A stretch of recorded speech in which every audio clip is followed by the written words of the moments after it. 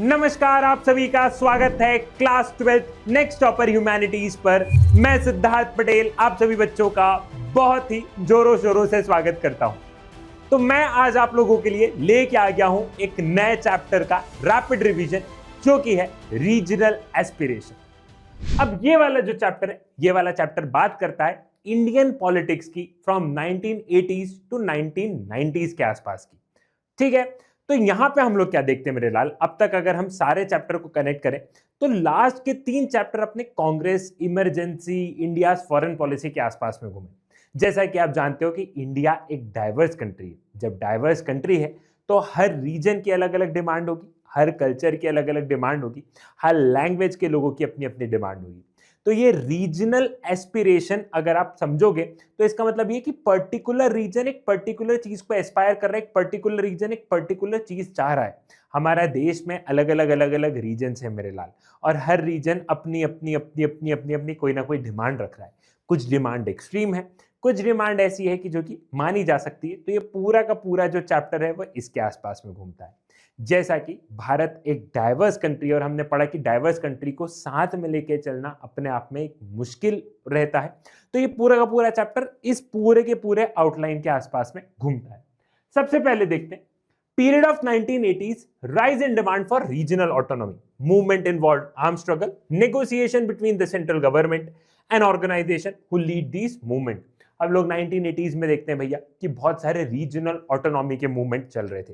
Regional autonomy मतलब कुछ लोग चाहते थे कि इंडिया में रह के हमें ऑटोनॉमी मिले। इंडिया में रह के ऑटोनॉमी मतलब हम रहेंगे भारत में, लेकिन हम हमारी सरकार खुद चलाएंगे, हम हमारे हिसाब से सारी चीजें खुद करेंगे, जैसा कि जम्मू एंड कश्मीर में चलता था।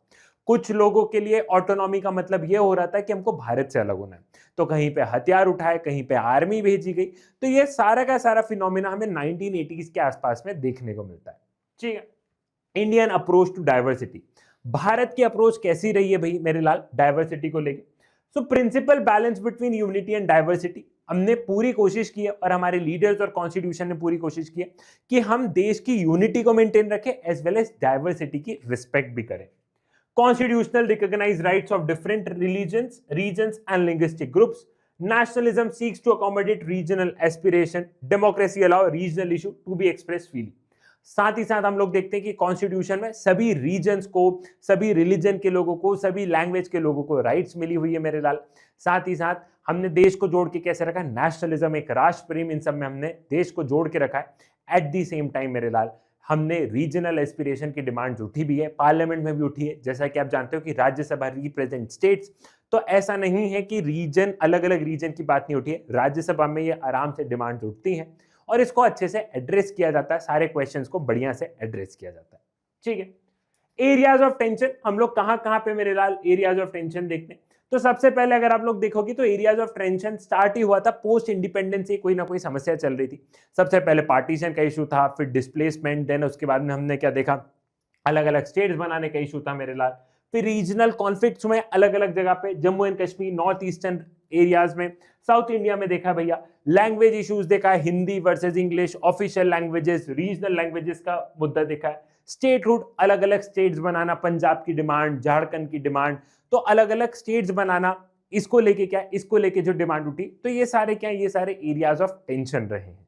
ठीक है, सबसे पहले शुरुआत करते हैं अपन जम्मू एंड कश्मीर को लेके। ठीक है, सबसे पहले हम लोग स्टार्ट करते हैं जम्मू एंड कश्मीर को लेके। देखो, जम्मू एंड कश्मीर का 2 मुद्दे, एक इंटरनल है और एक एक्सटर्नल है।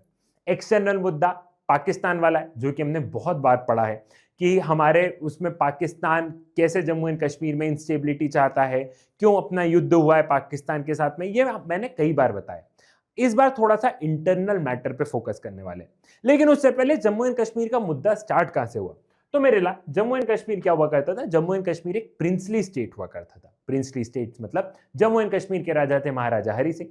उनसे बोला गया कि आपको इंडिया के साथ में जाना है तो आप इंडिया के साथ जाओ, आपको पाकिस्तान के साथ जाना है तो आप पाकिस्तान के साथ जाओ, और आपको इंडिपेंडेंट रहना है तो आप इंडिपेंडेंट रह सकते हो। आजादी के वक्त उनसे ये पूछा गया, महाराजा हरि सिंह ने बोला कि उनको इंडिपेंडेंट रहना है। और जम्मू एंड कश्मीर की मेरे लाल लोकेशन भी कुछ ऐसी है कि वो चाहे तो इंडिपेंडेंट रह सकता है, ना ही इंडिया के बीच में आ रहा है, ना ही पाकिस्तान के बीच में आ रहा है। तो जम्मू एंड कश्मीर की लोकेशन उसे इंडिपेंडेंट रहने के लिए अलाउ भी कर रही थी उस समय। लेकिन हम लोग देखते हैं कि पाकिस्तान क्या करता है, पाकिस्तान अपनी ट्राइबल पॉपुलेशन भेजता है, रातों रात कहां पे भेजता है, रातों रात वो जम्मू एंड कश्मीर भेजता है। तो हम लोग देखते हैं कि इनफिल्ट्रेशन, मतलब पाकिस्तान से बहुत सारे लोग कहां पे जा रहे थे, पाकिस्तान से बहुत सारे लोग जम्मू एंड कश्मीर जा रहे थे। पाकिस्तान का यह मकसद था कि वो जम्मू एंड कश्मीर को अपने उसमें हथिया लेगा। महाराजा हरि सिंह को जब ये बात पता चली तो महाराजा हरि सिंह भारत में आए, भारत से उन्होंने मदद मांगी मेरे लाल। तो जब उन्होंने मदद मांगी तो हमने बोला कि तुम भारत का हिस्सा हो ही नहीं, तो महाराजा हरि सिंह ने इंस्ट्रूमेंट ऑफ असेशन साइन किया और उस दिन से जम्मू एंड कश्मीर क्या हुआ, उस दिन से मेरे लाल जम्मू एंड कश्मीर भारत का पार्ट बना। ठीक है, तो ये तो क्या था, ये तो पूरा का पूरा एक इंटरनल, ये तो पूरा का पूरा एक एक्सटर्नल बात थी। अब जम्मू एंड कश्मीर जब भारत का पार्ट बना भैया, तो हमने जम्मू एंड कश्मीर को एक स्पेशल स्टेटस दिया, आर्टिकल 370, क्योंकि यहाँ पे मुद्दा ये नहीं था भारत पाकिस्तान, यहाँ पे मुद्दा था कि कश्मीर के लोग क्या चाहते थे। तो कश्मीर के लोग ना ही पाकिस्तान के साथ जाना चाहते थे, ऐसा नहीं कि उनको पाकिस्तान के साथ जाना था। कश्मीर के लोग अपनी लोकल चीज, अपनी लोकल आइडेंटिटी, कश्मीरियत पे वो लोग बहुत ज्यादा विश्वास रखते थे। तो हमने उनको आर्टिकल 370 के तहत क्या दिया, आर्टिकल 370 के तहत हमने उन्हें स्पेशल प्रोविजन में बांधा। आर्टिकल 370 के चलते ये था कि जम्मू एंड कश्मीर इंडिया का पार्ट तो है, लेकिन जम्मू एंड कश्मीर के पास में बहुत सारी ऑटोनॉमी है। जैसे कि जम्मू एंड कश्मीर में चीफ मिनिस्टर नहीं, उस जमाने में प्रधानमंत्री बोलते थे, मतलब कि जो स्टेट के जो चीफ मिनिस्टर है उनको चीफ मिनिस्टर ना बोल के क्या बोला जाता था, प्रधानमंत्री। कोई भी सेंट्रल गवर्नमेंट के लॉज जम्मू एंड कश्मीर में लागू नहीं होंगे unless and until Jammu and Kashmir की स्टेट लेजिस्लेटिव असेंबली उसको अप्रूव नहीं कर देती है। जम्मू एंड कश्मीर में प्रॉपर्टी बाकी इंडियंस को लेना बड़ा मुश्किल था, नहीं ले सकते थे। तो बहुत सारी क्या है, बहुत सारी मेरे लाल वहां पे स्पेशल प्रोविजन चलते थे, बहुत सारी उनको ऑटोनॉमी चाहिए थी। अब हम लोग देखते हैं कि जब ये सारी चीजें हुई, जम्मू एंड कश्मीर को स्पेशल स्टेटस दिया गया, तो जम्मू एंड कश्मीर में शेख अब्दुल्ला जो थे, शेख अब्दुल्ला क्या बने, शेख अब्दुल्ला मेरे लाल वहां के प्रधानमंत्री बने। ठीक है, शेख अब्दुल्ला वहां पे बहुत सारी पॉलिसीज लेके आते हैं, लैंड रिफॉर्म्स वगैरह लेके आते हैं, लोग बड़े खुश रहते हैं। लेकिन शेख अब्दुल्ला और सेंट्रल गवर्नमेंट के बीच के रिश्ते क्या है, शेख अब्दुल्ला और सेंट्रल गवर्नमेंट के बीच के रिश्ते धीरे धीरे बिगड़ने लग जाते हैं। क्यों? क्योंकि वहां पे जम्मू एंड कश्मीर की और ऑटोनॉमी की बात हो रही थी और सेंट्रल गवर्नमेंट अब और इससे ज्यादा ऑटोनॉमी क्या दे, और इससे ज्यादा ऑटोनॉमी क्यों दे।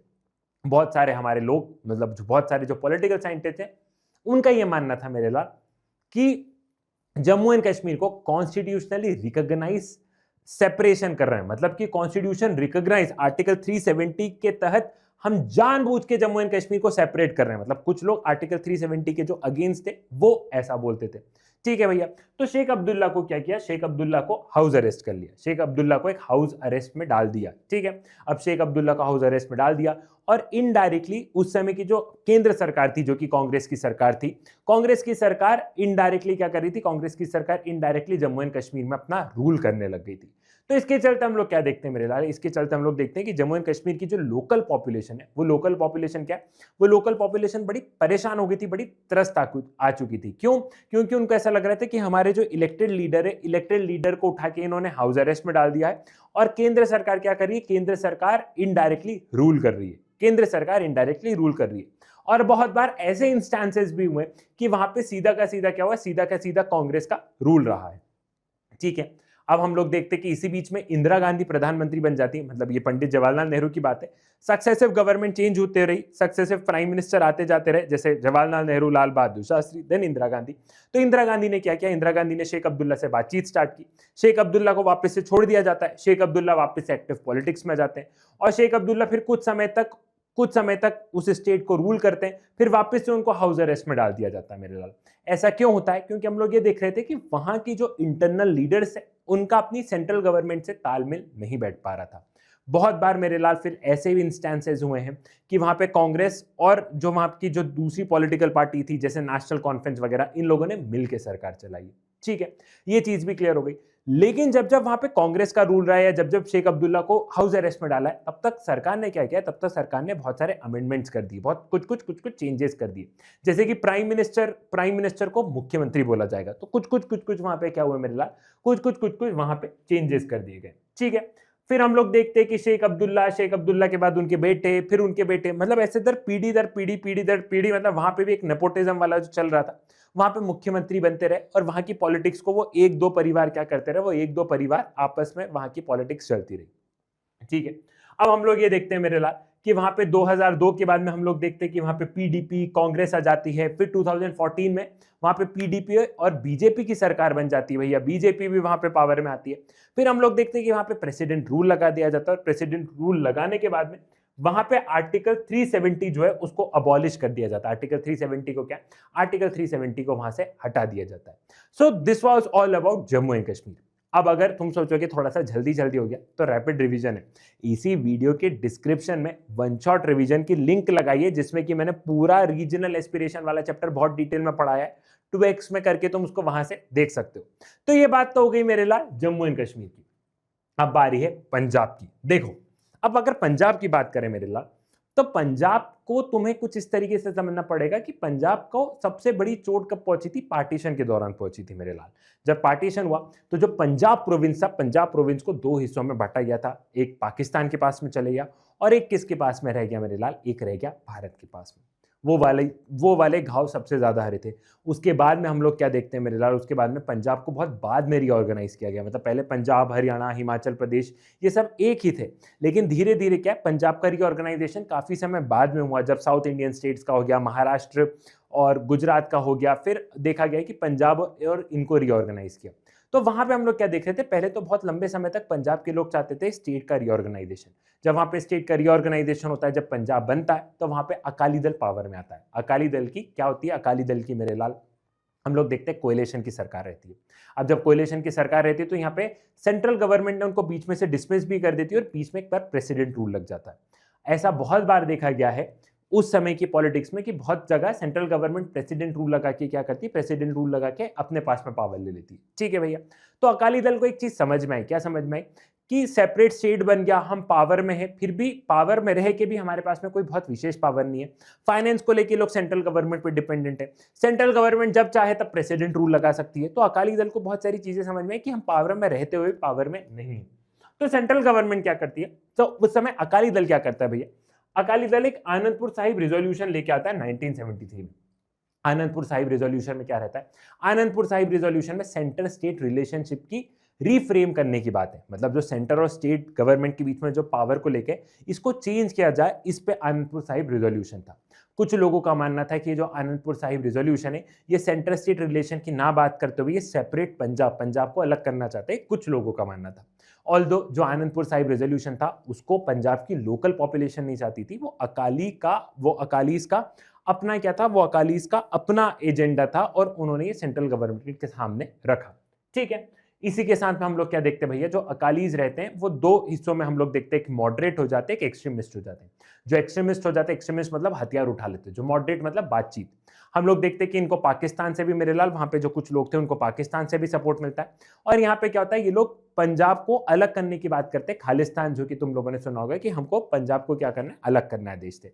अब हम लोग देखते हैं कि जो हथियार वगैरह लेके जो लोग रहते हैं, इन लोगों ने अपना गढ़ कहाँ पे बना लेते हैं, ये लोग अपना गढ़ बना लेते हैं गोल्डन टेम्पल में अमृतसर में। अब गोल्डन टेम्पल अमृतसर में गढ़ बना लेते हैं, तो उस समय केंद्र सरकार क्या करती है, ऑपरेशन ब्लू स्टार चलाती है। ऑपरेशन ब्लू स्टार मतलब कि हमारी आर्मी वगैरह गोल्डन टेम्पल भेजी जाती है और इन लोगों को खत्म कर दिया जाता है। अच्छा, उन लोगों को खत्म तो कर दिया, लेकिन इसके चलते हम लोग ये देखते हैं मेरे लाल कि जो पॉपुलेशन है वहां पे, जो सिख पॉपुलेशन है, उनको क्या लगता है मेरे लाल, सिख पॉपुलेशन की सेंटिमेंट्स बहुत ज्यादा हर्ट होते हैं, क्योंकि गोल्डन टेम्पल में जाना, वहां सारी खून खराबे होना, बहुत सारी चीजें, तो सिख सेंटिमेंट को बड़ा हर्ट होता है। इसी के चलते हम लोग देखते हैं कि इंदिरा गांधी का असैसिनेशन हो जाता है। जो इंदिरा गांधी के बॉडीगार्ड्स रहते हैं वो सिख रहते हैं और वो इंदिरा गांधी को क्या कर देते हैं, वो इंदिरा गांधी को गोलियों से दाग देते हैं। ठीक है, इंदिरा गांधी का क्या होता है मेरे लाल, इंदिरा गांधी का असैसिनेशन हो जाता है। जब इंदिरा गांधी का असैसिनेशन हो जाता है, जब इंदिरा गांधी की डेथ हो जाती है मेरे लाल, तो हम लोग ये देखते हैं कि नेशन वाइड क्या होता है, नेशन वाइड सिख कम्युनिटी के साथ में बहुत गलत होता है। स्पेशली जैसे दिल्ली में क्या है, दिल्ली में उनको घरों से निकाल के मार दिया जाता है। यूपी में ऐसे बहुत ज्यादा हालात रहते हैं। अच्छा, सिचुएशन तब बिगड़ती है जब सेंट्रल गवर्नमेंट उस समय टाइमली रिस्पॉन्ड नहीं करती है। मतलब सेंट्रल गवर्नमेंट को पता था कि ऐसा कुछ हो रहा है, लेकिन सेंट्रल गवर्नमेंट रिस्पॉन्ड नहीं करती है।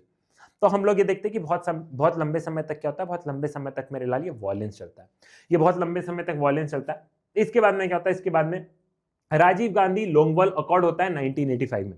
अब लोंगोवाल कौन थे भैया, हरचंद सिंह लोंगोवाल थे, ये मॉडरेट अकाली थे। राजीव गांधी इनसे अकॉर्ड करते हैं कि पंजाब में क्या करना है, पंजाब में अब शांति लेके आनी है। इंदिरा गांधी के बाद में अगले प्रधानमंत्री राजीव गांधी बनते हैं। ठीक है, अब पंजाब में जब शांति लानी है तो इसके बीच में कुछ कुछ बात होती है, इन दोनों के बीच में कुछ कुछ बात होती है कि जैसे चंडीगढ़ है, चंडीगढ़ पंजाब को ट्रांसफर कर दिया जाएगा। जो वाटर शेयरिंग को लेकर जो लड़ाई है पंजाब और नेबरिंग स्टेट्स में, उसके लिए अलग से क्या, उसके लिए अलग से एक ट्राइब्यूनल बनेगा, अलग से तय किया जाएगा कि कैसे पानी शेयर होगा।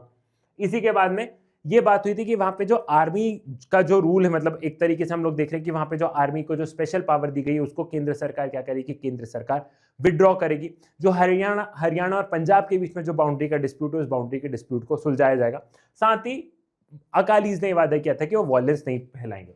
हम लोग देखते हैं भैया कि 1992 से धीरे धीरे पीस आना शुरू होता है, और कहा जाए तो 2000 से धीरे धीरे वहां पे फिर पीस आना स्टार्ट होता है। ठीक है, तो ये पूरी की पूरी क्या थी, पूरी की पूरी पंजाब की कहानी थी। इसके बाद में नेक्स्ट अपन आते हैं, तो नेक्स्ट है अपना north eastern states. North eastern states में हम 8 स्टेट्स मानते हैं। ठीक है, 7 सिस्टर और एक भाई, 8। ठीक है, तो 7 सिस्टर का एक भाई, भाई है सिक्किम, बाकी सारे क्या है, बाकी सारे 7 सिस्टर है। Arunachal Pradesh, Assam, Nagaland, Manipur, Tripura, Mizoram, Meghalaya, these are the 7 sister, और इन 7 सिस्टर का एक भाई है सिक्किम। नॉर्थ ईस्टर्न स्टेट्स में मात्र हमारे देश की 4% पॉपुलेशन रहती है। आपको एक चीज समझनी होगी कि नॉर्थ ईस्टर्न स्टेट्स हमारे लिए बहुत इंपॉर्टेंट है, क्योंकि इस साइड म्यांमार, ऊपर चाइना, नीचे बांग्लादेश, नॉर्थ ईस्टर्न स्टेट्स की तीनों तरफ से इंटरनेशनल बाउंड्री है। और नॉर्थ ईस्टर्न स्टेट्स और मेन जो इंडिया का जो लैंड है, इसके बीच में एक छोटा सा सिलीगुड़ी कॉरिडोर है, वो मेनलैंड इंडिया को नॉर्थ ईस्टर्न स्टेट से कनेक्ट करता है, और तीनों तरफ से इंटरनेशनल बाउंड्री है। तो नॉर्थ ईस्टर्न स्टेट्स हमारे लिए काफी सेंसिटिव एरिया हो जाता है। अब क्योंकि नॉर्थ ईस्टर्न स्टेट में मेरे लाल सिर्फ 4% पॉपुलेशन इस देश की, तो सरकारें जो रहती ना वो इतना विशेष ध्यान नहीं देती। उनको लगता है, सरकार में हमेशा बताता हूं कि डेमोक्रेसी में फोकस वहां पे किया जाता है जहां पे पॉपुलेशन हो। सरकार को चुनाव जीतना है ना, तो कई बार अगर नॉर्थ ईस्टर्न स्टेट्स पे ध्यान नहीं भी देंगे तो भी उनको लगता है हम तो चुनाव जीत ही जाएंगे। तो ये सारी चीजें रही। ठीक है, इनिशियली हम लोग क्या देखते हैं भैया, इनिशियली हम लोग देखते हैं कि प्रिंसली स्टेट्स, मणिपुर, खासी हिल्स, ये सब क्या है, ये सब पहले प्रिंसली स्टेट्स से, फिर ये बाद में इंडिया में मर्ज हुए मेरे लाल। और समय समय के अनुसार क्या हुआ, समय समय के अनुसार नॉर्थ ईस्टर्न स्टेट्स का रीऑर्गेनाइजेशन हुआ। जैसे कि पूरे देश में अलग अलग स्टेट्स बने थे ना मेरे लाल, वैसे ही नॉर्थ ईस्टर्न स्टेट्स में भी ये स्टेट्स जैसे आज दिख रहे हैं वैसे पहले नहीं था। पहले क्या हुआ था, पहले एक आसाम ही बहुत बड़ा स्टेट हुआ करता था। फिर अलग अलग क्या है, अलग अलग स्टेट्स बने मेरे लाल, जैसे नागालैंड 1963 में, मणिपुर, त्रिपुरा, मेघालय 1972 में, मिजोरम, अरुणाचल प्रदेश 1987 में। तो अलग अलग समय पे क्या हुआ, अलग अलग समय पे मेरे लाल हम लोगों ने देखा कि अलग अलग स्टेट्स को रीऑर्गेनाइज किया है। ठीक है, सबसे पहले हम लोग क्या देखते हैं, सबसे पहले हम लोग देखते हैं कि आसाम पहले एक बहुत बड़ा स्टेट हुआ करता था। अब ये जो दूसरे स्टेट्स है वहां पे भी मेरे लाल पहले आसाम था। तो ऐसा देखा गया कि जो आसाम गवर्नमेंट है वो अपनी लैंग्वेज को क्या, वो अपनी लैंग्वेज को बहुत ज्यादा इंपोज कर रही थी दूसरे एरिया पे भी। तो दूसरे एरिया के लोग बड़े त्रस्त हो गए इस आसाम सरकार से कि तुम्हारी लैंग्वेज को इंपोज कर रहे हो। नॉर्थ ईस्टर्न स्टेट्स में ट्राइबल पॉपुलेशन है, हर एरिया की अपनी लैंग्वेज है, और जब आप किसी एक लैंग्वेज को इंपोज करने लग जाओगे, जब आप किसी एक कल्चर को इंपोज करने लग जाओगे, तो दूसरे कल्चर के लोग प्रोटेस्ट करेंगे। साथ ही साथ हम लोग क्या देखते हैं कि आसाम में वहां पे मेरे लाल फमाइन वगैरह आते हैं। तो जो सरकार रहती है वो इन लोगों पर दूसरे एरियाज पर ध्यान नहीं देती, जो आज का आसाम में से वो इसी एरिया पे बहुत ज्यादा ध्यान देती है। तो दूसरे लोगों को लगने लग गया कि हम इस आसाम में क्यों रहे, मतलब हमें सेपरेट, हमें अलग होना है, हमें आसाम से अलग करो। तो वहां पे हम लोग देखते हैं कि अलग अलग डिस्ट्रिक्ट बनाई जाती है, ऑटोनॉमस डिस्ट्रिक्ट बनाई जाती है। ठीक है, ऑटोनॉमस डिस्ट्रिक्ट मतलब क्या है कि जिस एरिया में अलग ट्राइबल पॉपुलेशन है वहां पे वो है आसाम का पार्टी, लेकिन ऑटोनॉमस डिस्ट्रिक्ट मतलब वहां पे डिस्ट्रिक्ट लेवल पे ज्यादा पावर दे दी गई हो, और कुछ एरिया को अलग अलग स्टेट्स बना दिए जाते हैं। तो कुछ इस तरीके से पहला मामला जो डिमांड फॉर ऑटोनॉमी था, ये पहला मामला कुछ इस तरीके से सुलझा। ठीक है, इसके बाद में मूवमेंट अगेंस्ट आउटसाइडर, हम लोग ये देख रहे थे मेरे लाल, एंटी फॉरेनर मूवमेंट वहां पे बहुत ज्यादा स्टार्ट हुआ था जब ये भारत पाकिस्तान का युद्ध हुआ था, जब बांग्लादेश बना। तो बहुत सारे लोग भाग के काम पे आए, बहुत सारे लोग भाग के नॉर्थ ईस्टर्न स्टेट्स में आए। तो इन नॉर्थ ईस्टर्न स्टेट्स की पॉपुलेशन का कहना है कि हम माइनॉरिटी में हो गए, और जो भाग के आ गए वो मेजॉरिटी में हो गए। तो वहां के स्टूडेंट्स ने क्या किया, वहां के स्टूडेंट्स ने बहुत ज्यादा प्रोटेस्ट किया मेरे लाल, और प्रोटेस्ट में उनकी एक ही बात थी कि जो भी नॉर्थ ईस्टर्न स्टेट्स में 1951 के बाद से आया, इन लोगों को क्या करो, इन लोगों को वापस से भेजो, इन लोगों को वापस से भेजो। तो वहां पे हम लोग देखते हैं कि राजीव गांधी क्या करते हैं, राजीव गांधी वहां पे उन स्टूडेंट से बातचीत करते हैं और एक वो प्रॉपर एग्रीमेंट पे आते हैं कि इस युद्ध के बाद से या इस युद्ध के पहले से जो भी ये लोग भाग के आए हैं, इन लोगों को वापस से क्या है, इन लोगों को वापस से डिपोर्ट किया जाएगा। ठीक है, वहीं पे हम लोग देखते हैं मेरे लाल कि यही स्टूडेंट यूनियन आसाम गण परिषद, ठीक है, ये लोग एक पॉलिटिकल पार्टी बना लेते हैं, ये लोग गोल्डन आसाम की बात करते हैं, और फिर इनके बाद से इनका रूल यहाँ पे स्टार्ट हो जाता है। ठीक है, तो ये था मूवमेंट अगेंस्ट आउटसाइडर। हम लोगों ने सेसेशनिस्ट मूवमेंट भी देखे, खासकर सेसेशनिस्ट मूवमेंट हम लोग मिजोरम और नागालैंड में देखते हैं। ठीक है, मिजोरम और नागालैंड में अलग अलग सेसेशनिस्ट मूवमेंट हुए। मिजोरम का जो मूवमेंट था, देश से अलग होने की जो बात चल रही थी, मिजोरम का मूवमेंट सेंट्रल गवर्नमेंट ने बहुत हद तक टैकल कर लिया। राजीव गांधी ने वहां पे एग्रीमेंट, पीस एग्रीमेंट साइन कर लिया था 1986 में, जिसके की तहत मिजोरम में क्या हुआ, जिसके की तहत मिजोरम में जो अलग होने की बात हो रही थी वो काफी हद तक सुलझ गई और मिजोरम आज की तारीख में बहुत अच्छे से काम कर रहा है। वहीं नागालैंड में क्या है, नागालैंड में आज भी उस दिन से लेके आज तक हम किसी एग्रीमेंट में नहीं पहुंच पाए, तब भी आज तक क्या चल रहा है, आज तक वहां पे वायलेंस चल रहा है मेरे लाल। ठीक है, अब इस पूरे के पूरे उससे तुमने क्या लेसन समझे। अगेन मैं एक चीज बता रहा हूं कि अगर तुम्हें कोई सा डिटेल में देखना है तो वन शॉट रिवीजन की लिंक यहीं पे इसी वीडियो के डिस्क्रिप्शन में फटाक से जाके देख सकते हो। हमने क्या समझा, देखो रीजनल एस्पिरेशंस आर नॉर्मल। जो रीजनल एस्पिरेशंस है ना मेरे लाल, वो बड़ी नॉर्मल है। अगर आप एक डेमोक्रेटिक कंट्री में रह रहे हो जिसमें इतनी ज्यादा डाइवर्सिटी है तो ये नॉर्मल है। इसको आप एंटी इंडिया नहीं बोल सकते हो, ठीक है, ये नॉर्मल है। अलग अलग लोगों के सबके अलग अलग थॉट प्रोसेस हैं। यहाँ पे 100 लोग रहेंगे तो 100 लोगों के अलग अलग थॉट प्रोसेस रहेंगे, ठीक है। डेमोक्रेसी है तो आपको सबको स्वीकार करना पड़ेगा। Democratic negotiation resolve the issues. Issues कैसे सुलझेंगे, बातचीत से। देखो एट द एंड हमने जितने भी मुद्दे देखे, सारे मुद्दों में बातचीत से क्या, बातचीत से ही मामले सुलझे बेटा। हथियार से आप कितने लोगों को मारोगे, आप 4 को मारोगे, 4 और पैदा हो जाएंगे। तो एट द एंड हमें बातचीत से, डेमोक्रेटिक नेगोशिएशन से मामला सुलझेगा। Power sharing reduces the feeling of injustice. आप पावर शेयर करो, पावर शेयर करो मतलब सेंट्रल गवर्नमेंट अगर कई बार उनको थोड़ा सा पावर ज्यादा दे देगी, जो पावर शेयर कर रहे हैं ना, तो उनको लग रहा है कि अरे वाह हमारे साथ अच्छा हो रहा है, जो हमारे साथ इनजस्टिस हुआ है अब वो नहीं होगा, अब देखो हमें पावर दी है। ठीक। Economic development reduce the feeling of discrimination. और पता है जहां पे हद से ज्यादा प्रोटेस्ट हो रहा है वहां पे कहीं ना कहीं इकोनॉमिक डेवलपमेंट नहीं हुआ है, सरकार ने ध्यान नहीं दिया है। तो आप किसी एरिया को नेग्लेक्ट मत करो। अगर इकोनॉमिक डेवलपमेंट रहेगा तो क्या होगा, तो प्रोटेस्ट वगैरह नहीं होंगे। ये लेसन हमने सीखे। अब गोवा का लिबरेशन समझो मेरे साथ। गोवा को आजादी मिलती है 1961 में। मतलब गोवा पोर्चुगीज के गुलाम में था। हम अंग्रेज आए, अंग्रेजों ने, ब्रिटेन ने हमें गुलाम बनाया, लेकिन गोवा जो था वो पोर्चुगीज के गुलाम में था।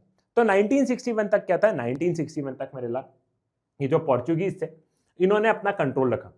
भारत सरकार ने बहुत बार पोर्चुगीज से बोला कि जाओ, वो जाने को तैयार नहीं थे। फिर एट दी एंड क्या हुआ, at the and Indian army ने अपना एक्शन लिया दिसंबर 1961 में। और 1961 में जब हमने अपनी आर्मी भेजी, हमने गोवा को आजाद करवा दिया, ठीक है। और गोवा को पहले इनिशियली गोवा को एक यूनियन टेरिटरी बनाया गया, फिर बाद में गोवा को एक सेपरेट स्टेट बना दिया। गोवा के साथ में दमन एंड दीव भी थे, ठीक है। गोवा के साथ में दमन एंड दीव, मतलब दमन एंड दीव और गोवा इन सब की सेम ही कहानी थी। फिर दमन एंड दीव, फिर हम लोग देखते कि गोवा को क्या है, गोवा को एक सेपरेट स्टेट बना दिया, ठीक है। तो इस तरीके से कुछ गोवा की कहानी थी। आई होप अब आपको सारी की सारी चीजें क्लियर हो गई होगी, सारा का सारा चैप्टर समझ में आ गया होगा। ये चैप्टर इंपॉर्टेंट है, अच्छे से पढ़ना है। मैंने बता दिया कहां से पढ़ सकते हो और यहां से तुमने पूरा का पूरा रिवाइज कर लिया है। सो पॉलिटिकल साइंस में डरने की नहीं है बात, क्योंकि सिद्धार्थ पटेल है तुम्हारे साथ। चाणक्य नीति से लेके राजनीति तक तुम्हें जो चाहिए सब कुछ है मेरे पास। A big heart for you all. जिन बच्चों ने टेलीग्राम ग्रुप ज्वाइन नहीं किया है, do join this Telegram group, क्योंकि यहां पे तुम्हें फ्यूचर मैराथन्स और सारी चीजों की अपडेट मिलती रहेगी। साइनिंग ऑफ विद दिस, टाटा bye bye, love you all.